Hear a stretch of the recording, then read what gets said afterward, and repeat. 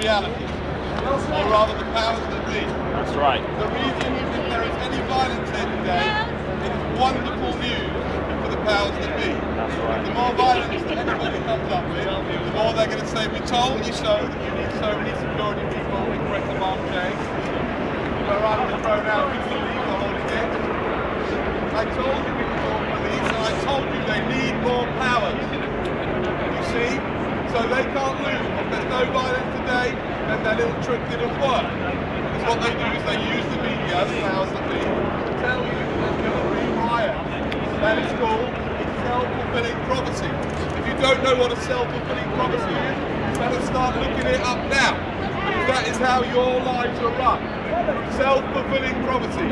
What happens is an idea is put into your mind, you believe it to be true, and then you create it in reality. Let me show you what a self-fulfilling prophecy is. Here in my pocket I have a purple piece of paper with a self-fulfilling prophecy on it. Well, let's start with a red one and hope nobody can know what it's I have a red piece of paper. I went into the Bank of England. This is a self-fulfilling prophecy. You get to believe that this piece of paper is worth something, and it only is because you think it is. That's an illusion. It's a grand illusion. Watch this. Look, you want to do something useful? If you want to do something useful about this madness, you can't protest, because all you do when you protest is make them believe that their deluded selves that they are running the show. Gordon Brown's not running the show. Gordon Brown was chosen as a fool, like all the other fools in Parliament, to front the thing and get all your benefit.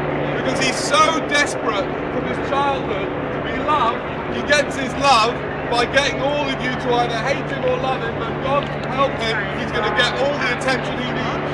And if you give him more attention by protesting, you're just helping them with a delusion. It's like people who go and see Leonardo DiCaprio's movie when he comes there and he walks out on the carpet and everyone comes and says, wow! And there's a bloke that shits just like the rest of us, and apparently it smells just as bad, actor or not. And so here the actor starts deluding himself. If you want to do something useful, do what I do.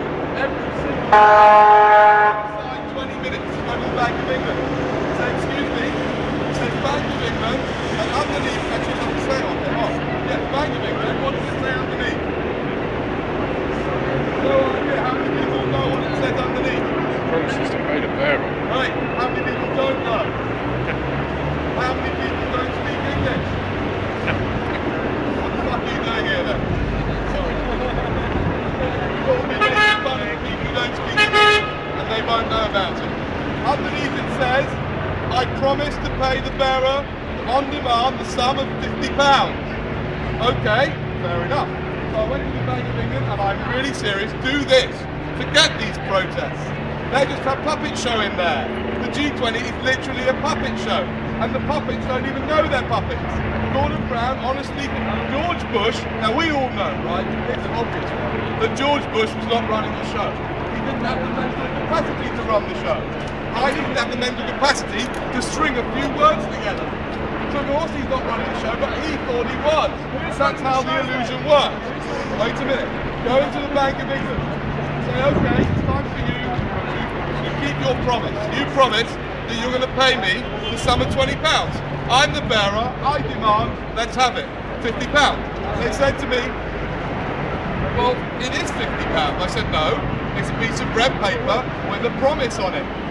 So they said, oh, well, all right then, what do you want us to give it to you in? I said, well, you made the bloody promise.